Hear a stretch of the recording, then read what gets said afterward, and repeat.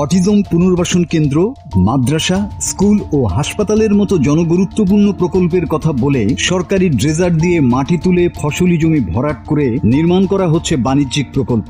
এমন ঘটনা ঘটেছে ব্রাহ্মণবাড়িয়ার নবীনগরে। আর এই অপকর্মটি করেছে জাহেরা আহমেদ ফাউন্ডেশন নামের একটি সংগঠন।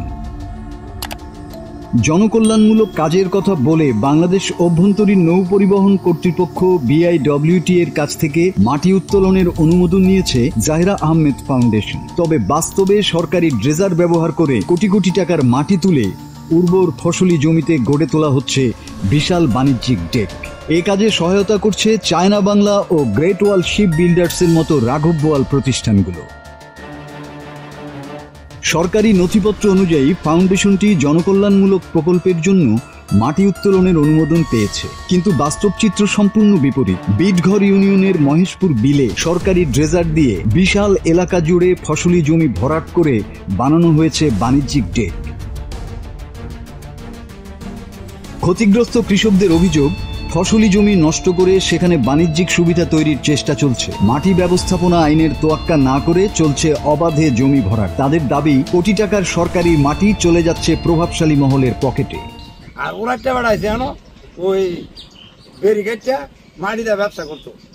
আমরা গ্রামবাসীটা চাই না, আমরা গ্রামবাসীরা গ্রামের উন্নত, কারণ গাঁয়ের বেলা বেড়া দুই আনার কোনো কাজ করে না।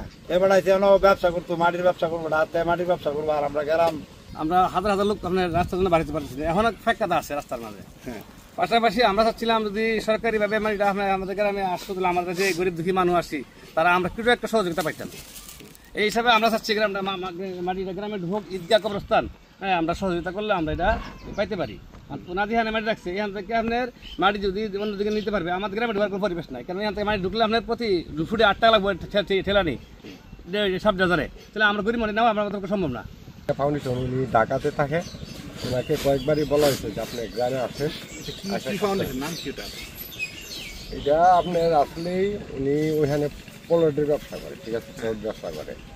তো এখানে যে ফাউন্ডেশন করতেছে আবার আহমদিয়াতে নাকি উনি পার্টনার আছে, মানে উনি গ্রামে আসা বসবেই না, ঠিক আছে, গ্রামে বসতে রাজি না।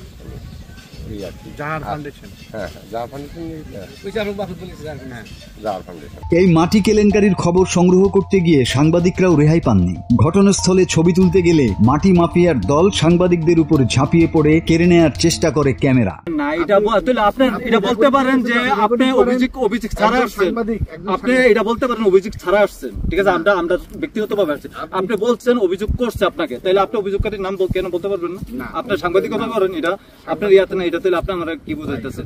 জাহেরা আহমেদ ফাউন্ডেশনের মহাসচিব বীর মুক্তিযোদ্ধা AK জসিমউদ্দিন দাবি করেছেন, সরকারি সব নিয়ম মেনেই কাজ চলছে। একই সঙ্গে ফাউন্ডেশনের চেয়ারম্যান ফরিদ আহমেদ জানিয়েছেন, BIWTA থেকে টেন্ডারের মাধ্যমে বৈধভাবে কাজ পরিচালিত হচ্ছে। ফাউন্ডেশনের মাধ্যমে এটা আমরা নদী খননের জন্য আমরা সার্ভে করানো হয়েছে এবং ওইখানে টেন্ডার করানো হয়েছে। BIWTA টেন্ডার করেছে, প্রায় 2টা কোম্পানি পাইছে। একটা হচ্ছে গ্রেট ওয়াল, আরেকটা হচ্ছে চায়না বাংলা। তো গ্রেট ওয়ালটা নবীনগর কাজ করার কথা ছিল, লঞ্চ থেকে এটা নিয়ে গেছে ওইদিকে মুহিরপুর মাটি কাটেছে। এরপরে কি হইতেছে জানি না। তবে উপজেলা নির্বাহী অফিসার রাজীব চৌধুরী সাফ জানালেন, এই উপজেলায় মাটির বিষয়ে কোনো সরকারি সিদ্ধান্ত হয়নি, তাদের ডেক নির্মাণের কোনো বৈধতা নেই।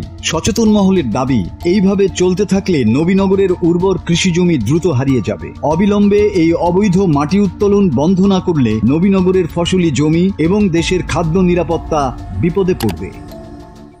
জেলা পর্যায়ে আমাদের একটা কমিটি আছে, ড্রেজ ম্যাটেরিয়াল ব্যবস্থাপনা কমিটি। আমাদের ডিসি স্যার সেই ব্যবস্থাপনা, যে ড্রেজ ম্যাটেরিয়াল ব্যবস্থা কমিটির সভাপতি।